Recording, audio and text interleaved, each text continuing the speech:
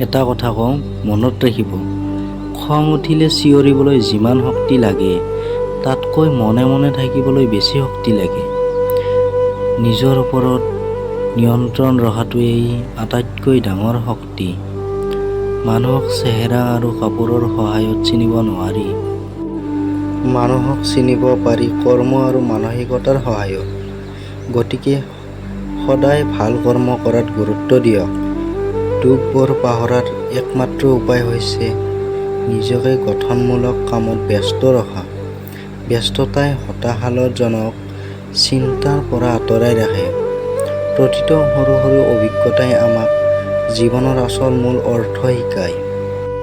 ভুলবোৰৰ পৰা শিক্ষা লৈ সদায় আগবাঢ়ি যাওক। লগতে ভিডিঅ'টো কেনে পালে কমেণ্ট বক্সত জনাবলৈ নিশ্চয় নাপাহৰিব। ধন্যবাদ।